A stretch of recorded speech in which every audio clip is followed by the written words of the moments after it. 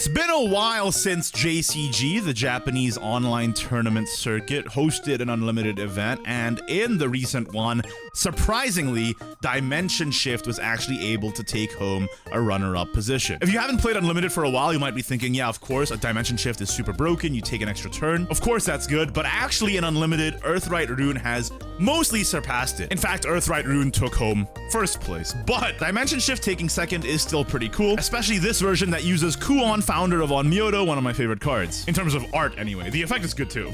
So yes, the idea is to play a bunch of spells so that you can take an extra turn and win with massive damage, but instead of running Witching Moggy, which is what a lot of decks still do, you run Kuon, founder of Onmyoto, as another powerful boost target other than Dimension Shift. You can play it even before you can shift, because the Shikigami spell boost the cards in your hand so they can help you fuel a shift, and then you win with your other powerful cards like Grimoire Sorcerer, being able to take another turn and hit the opponent's face. Another interesting inclusion is the one of Air, which I think is super heads up, not only because it's super easy to boost a 10 in this deck, but getting 2 free boosts for your whole hand makes it so that you can really snowball an entire turn, but also it gives you damage shield against decks that have huge burst, so very heads up inclusion there. I know this deck is quite divisive, some people think it's really unfair, but frankly taking extra turns is fun. So let's get into the game. So first make sure to like the video and subscribe, it really does help out. Alright, first game is up against Bloodcraft, and honestly whenever I fight Blood in Unlimited, I know it's either Wrath or Handless, and I'm just like praying that it's Handless, because I think Handless is so much worse than Wrath.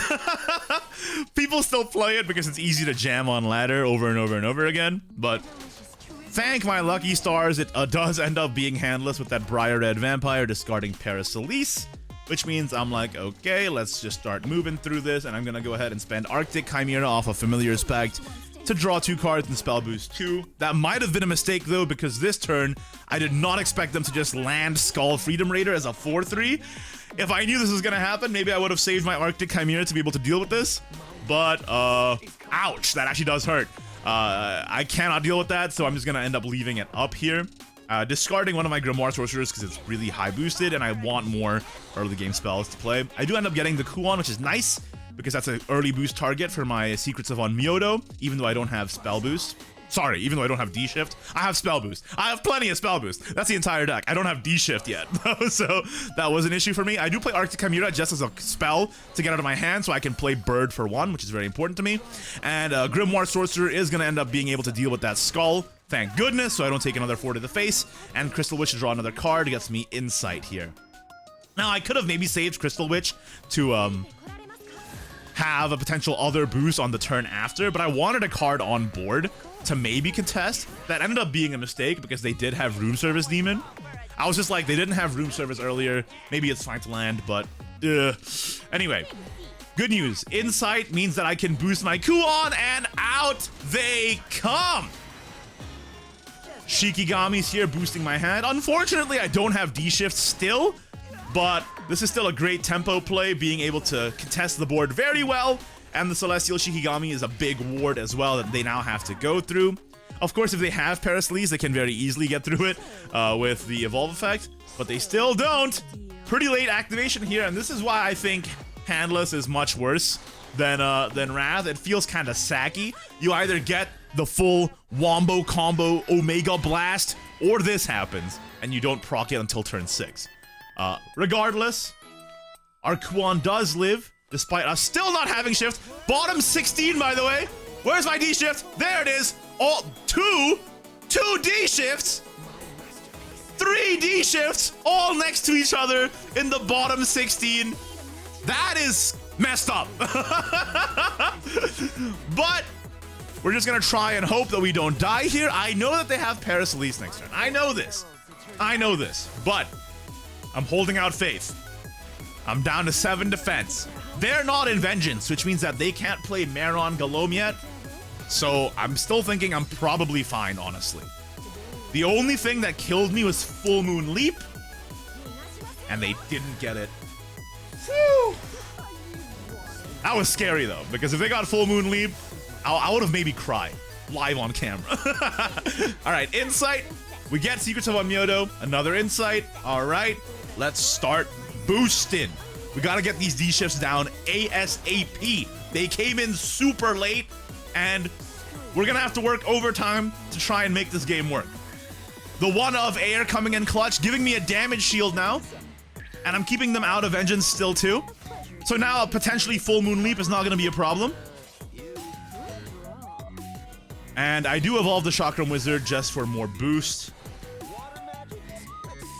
But my D shift is still not active. Next turn though, I get double D shift. With air effect.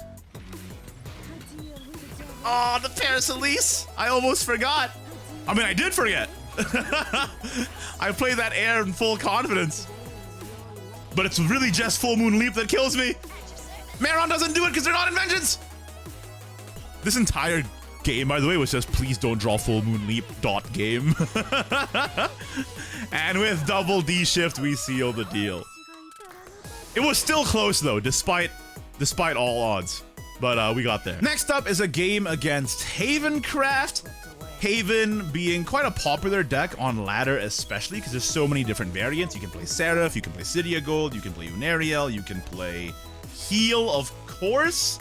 So I'm not super surprised to see Haven doing super well on ladder in terms of population, but in tournament, it's not the most performant deck as well. So I'm not too scared of it. The one thing I am scared of is Realm of Repose though, because I don't really have a way to deal with it other than outlasting it. So we're just praying not for that to be a thing that I have to deal with.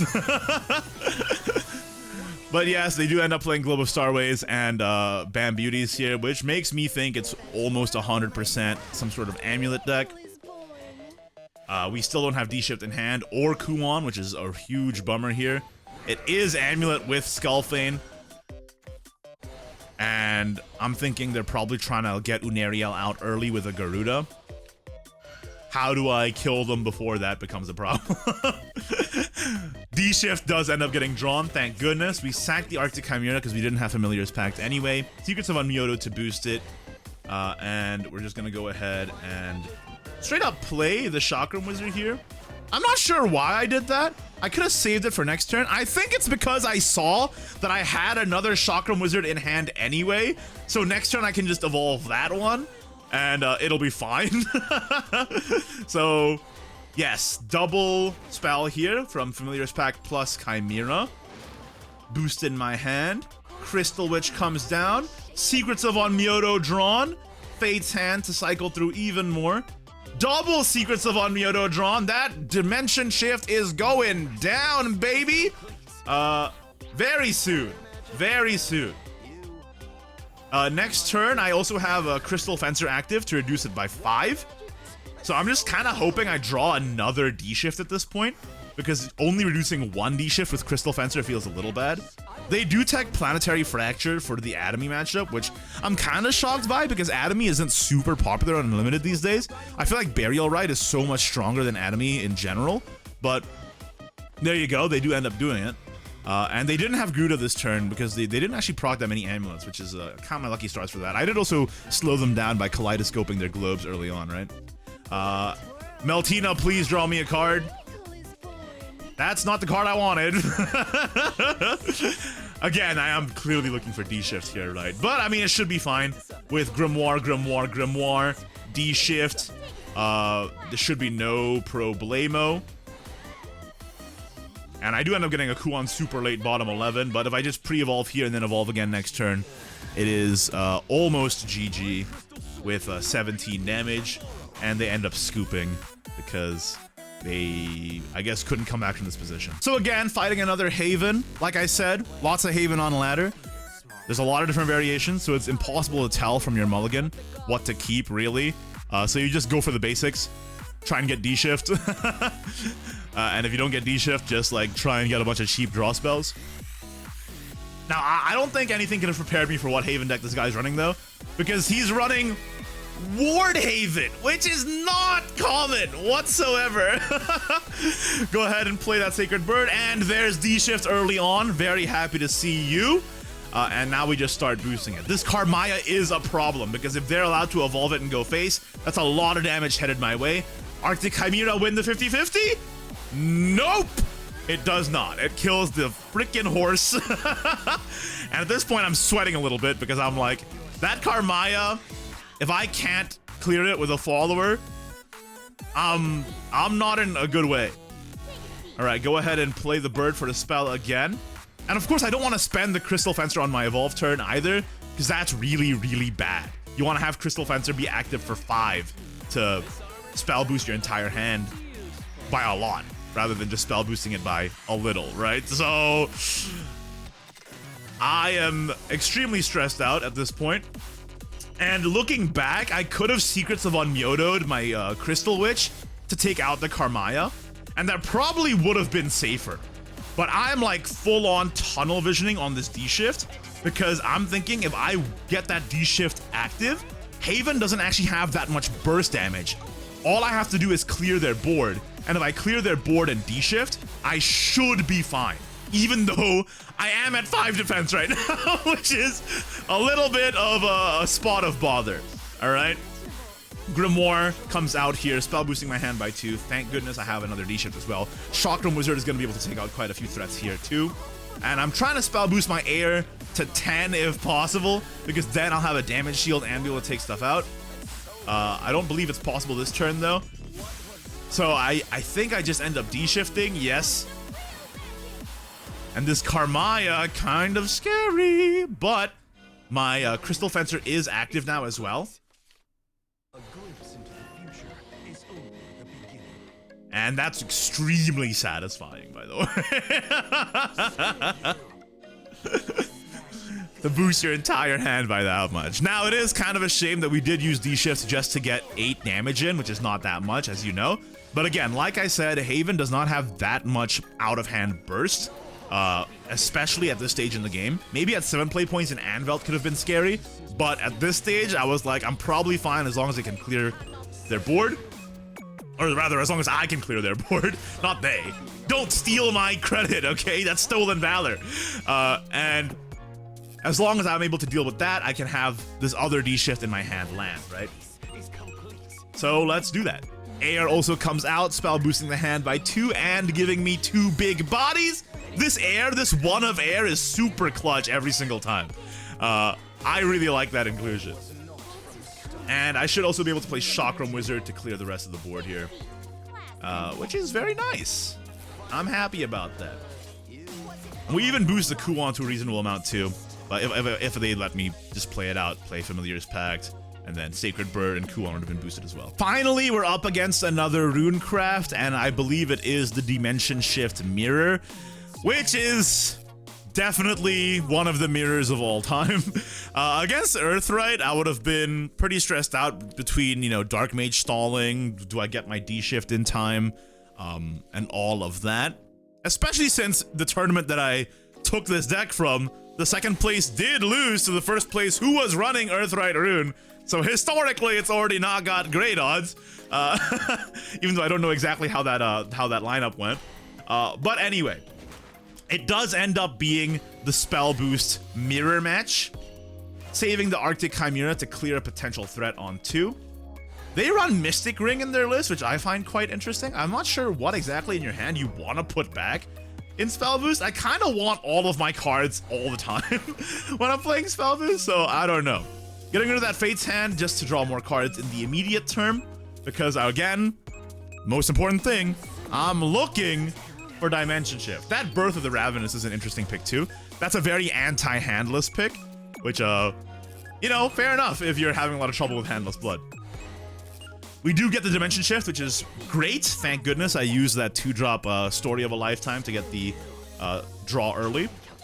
And we do end up being able to spell boost a lot this turn. And I mean a lot, even with Chakram Wizard here.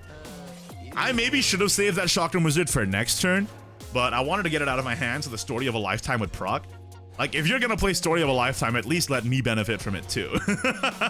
And not only that, I do have other Evolve targets in hand, like Air, so that's okay. Secrets of the Unmyoto is very nice. Familiar's Pact, Arctic Chimera is gonna get me 2 draws, while spell boosting twice. Crystal Fencer spotted. Using Meltina to try and draw another target for spell boost, either Kuon or Dimension Shift, and we did get the Kuon. So now with Kuon and Dimension Shift, I'm feeling pretty confident. I would like to have a second Dimension Shift just for super insurance, but this feels really quite good, especially with a Grimoire and a Crystal Fencer in hand. The only thing that could dampen my day is if they de-shift me on 5 here. And I don't think they can, because they're only at 24 cards left in deck, which means that they can't play their own Crystal Fencer yet. And I am correct, they're not able to pull through. I do get another D-shift, which is what I was asking for. It is pretty expensive right now, though. But it's still super worth it to just go ahead and Grimoire, Air, D-shift. And let's get this party started, right? Go ahead and Secret Summon Myoto as well. Ooh, baby. Lethal. But it was nice to have the insurance in hand either way.